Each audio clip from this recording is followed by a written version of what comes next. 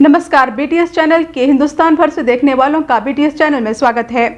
आइए देखते हैं हमारे रिपोर्टर मुजाहिद खान की क्या रिपोर्ट है।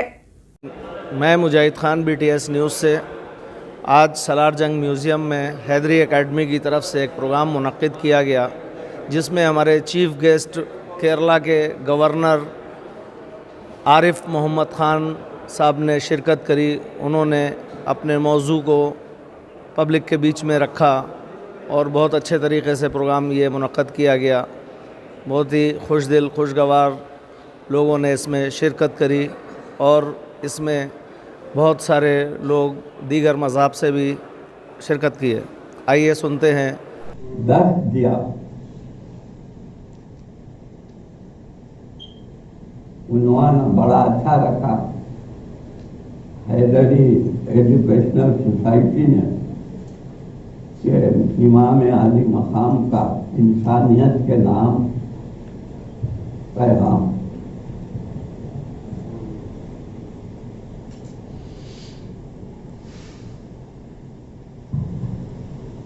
मेहमान खुसूसी आली जनाब आरिफ मोहम्मद खान साहब को मैं बरसों से जानता हूँ। वो आपसे मेरी मुलाकात नहीं हुई है, मगर आप हल करते को तशरीफ लाया करते थे, आगाज में आया करते थे। औलियाए किराम बुजुर्गान दीन से आप वाबस्तगी भी रखते हैं। अल्लाह ताला ने आपको बड़े मकाम पर फायज किया है और मेरे जो जद्दे आला हैं नागौर शरीफ में हज़रत सैयद अब्दुल कादिर नागौरी रहमतुल्लाह अलैह, वो तो मुजर्रद थे, लेकिन उनके भाई हज़रत सैयद मोहम्मद कादिर रहमतुल्लाह अलैह की मैं औलाद से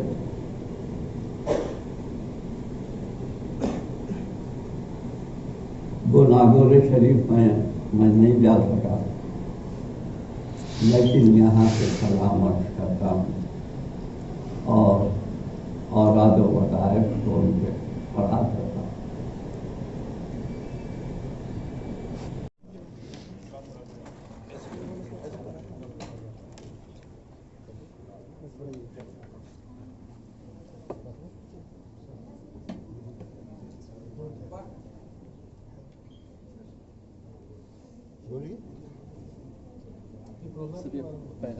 आपने तो खुद ही देख प्रोग्राम। ये प्रोग्राम बुनियादी बात है कि कोई रिलीजन हो, कोई आइडियोलॉजी हो, बुनियादी टेस्ट ये है कि इंसान पेड़ को उसके फल से पहचानता है। मेरा किस किस्म का कैरेक्टर है, मेरी किस किस्म की डीलिंग है, मैं जोड़ता हूँ या तोड़ता हूँ। तो मैं ये मानता हूँ कि ये दीन तो और ख़ास तौर से ये करबला की जो ट्रेजेडी है, ये तो ख़ास तौर से दुनिया में सबको जोड़ने का काम करता है, क्योंकि इससे आज हर आदमी बिलीव करता है। तो यूनाइटेड नेशंस कहते हैं एवरीबडी बिलीव्स। आप अंग्रेजी वाले हैं कि उर्दू हिंदी वाले? तो अब उसी में मैं बोल रहा हूँ। हर आदमी आते हैं यूनाइटेड नेशंस का जो चार्टर है, जितने ह्यूमन राइट्स हैं, जितने आपके फंडामेंटल राइट्स हैं, उसकी वो कहाँ से, उसका फाउंटेन है क्या?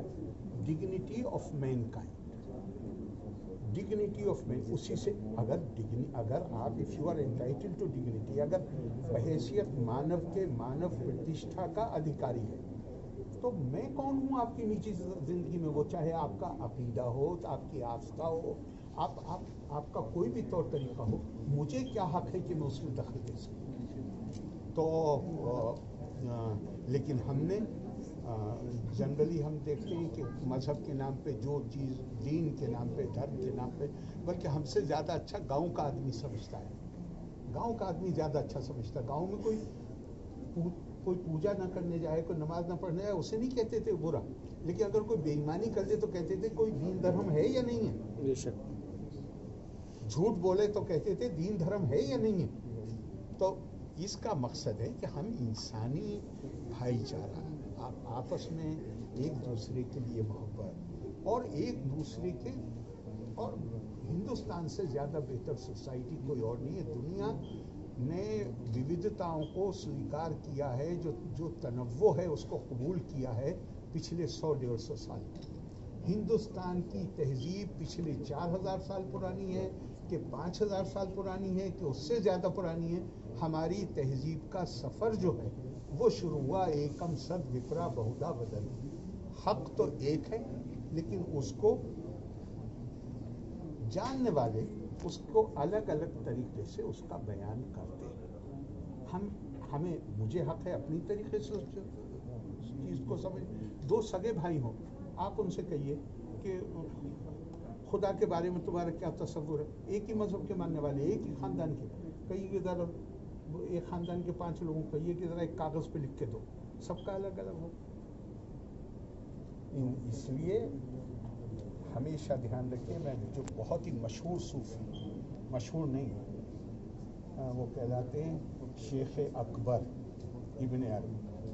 इसलिए उन्होंने मशवरा दिया, उन्होंने क्या, कभी तुम्हारा ताल्लुक़ जिस फ़िरक़े से और जिस अक़ीदे से, कभी अकेले उसकी तारीफ़ न करो कि तुम दूसरों को मानने से इनकार कर दो। अगर ऐसा करोगे तो तुम हमेशा नुकसान में रहोगे। इसलिए उस हक़ को आप आपके घर मेहमान आए तो उसे आप 4 डिशेस बना के खिलाना चाहते हैं ना, क्योंकि उसको भी अच्छा लगेगा। 4 तरीके से उसको याद करिए, उसमें क्या बात है। चलिए,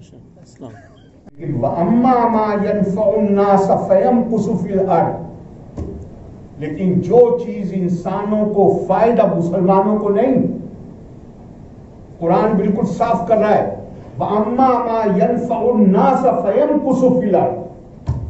और जो चीज इंसानों को फायदा पहुंचाएगी, अल्लाह ताला उसको इस दुनिया में लंबी जिंदगी अता करते। इमाम हुसैन अलैहिस्सलाम, हमारा उनकी जिंदगी से हमें सबक मिलता है। सबक क्या मिलता है? उनकी जिंदगी से हमें ये सबक मिलता है। आपने उस आयत को कोट किया है, वलाकत कर, कुरान ने डिक्लेयर किया है, वलाकत करमना बनी आदम। इंसान को बहैसियत इंसान के हमने इज्जत और इकराम से नवाजा। अगर अल्लाह ने इज्जत और इकराम से नवाजा है, अब मैं आपसे सवाल, ये मेरा आपसे मैं इसका जवाब नहीं दूंगा, आप खुद गौर कीजिए। अगर अल्लाह ने हर इंसान को, मर्द को, औरत को, चाहे जिस अकीदे से उसका ताल्लुक हो, मजहब से ताल्लुक हो, चाहे जो रंग हो उसका, चाहे जो जुबान बोलता हो, अल्लाह ने अगर उसे वलाकत करमना बनी आदमा, अल्लाह ने अगर उसे इज्जत और वकार से नवाजा है, और मैं अपनी हुकूमत कायम कर लूं और मैं आपको बताऊं कि नहीं आप इबादत इस तरीके से नहीं, इस तरीके से करिए, तो वकार है? फिर इंसानी वकार है? फिर मैं कहूं कि मैं लड़की को नहीं आने दूंगा स्कूल में, तो औरत क्या इंसान नहीं है? उसका वकार नहीं है? मैं कहूं अगर कि कोई गैर मुस्लिम है, उसके बराबर के हुकूक नहीं होंगे, तो फिर ये कौन सा वकार है जिसकी जबानत कुरान ने दी है? कौन सा वकार है? फिर हमारे दोस्त हैं सैयद अजीजुद्दीन हमदानी साहब, सीनियर हैं, आप जानते होंगे, शायद जामिया मिलिया में प्रोफेसर थे, अब रिटायर हो गए। क्या खूबसूरत किताब उन्होंने लिखी है, और ये मैं चाहता हूं आप गौर करें। इसे कि हमारे यहां हर चीज मौरूसी हो गई है, आज भी मौरूसी चल रही है हर चीज। सैयद अजीजुद्दीन हमदानी ने लिखा कि मैं हैरत में रह जाता हूं जब मैं ये देखता हूं कि सबसे बड़े ताजिएदार जमींदार लोग हैं। उनका ताजिए की फिलॉसफी पे तो गौर करो। ताजिएदारी और जमींदारी एक दूसरे की जिद है, और काहे के खिलाफ खड़े हुए थे इमाम हुसैन? इमाम हुसैन इस मौरूसी जमींदारी के खिलाफ तो खड़े हुए थे कि जहां बाप अपने रसूख का, अपनी ताकत का, अपने इख्तिदार का इस्तेमाल करके और अपने बेटे को लोगों के ऊपर थोप रहा है, इसी के खिलाफ तो, और वो खड़े नहीं हुए असल में। तो ये कोई इख्तिदार की जंग नहीं थी, उनका कहना सिर्फ ये था। वो तो मदीने मुनव्वरा से निकल के मक्के मौज़मा आए। मक्के और मौज़मा में जब उनको रोकने की कोशिश की गई तो उन्होंने कहा कि मैं मक्के मौज़मा, मक्कातुल मुकर्रमा की हुर्मत को अपनी वजह से पामाल होते हुए नहीं देखना चाहता। वो तो अपनी जान देने के लिए तैयार थे। कहते थे कि ये मुझे, मैं अगर चूहे के बिल में भी घुस जाऊंगा तो ये वहां से मुझे निकाल के मारेंगे, और मैं नहीं चाहता कि मक्कातुल मुकर्रमा, जिस जो हरम शरीफ है, जहां पे घास को भी नहीं तोड़ा जा सकता, लेकिन ये नहीं मानेंगे। और बाद में देखा लोगों ने, अब हम लोग चूंकि हमारे यहाँ तारीफ के पढ़ने को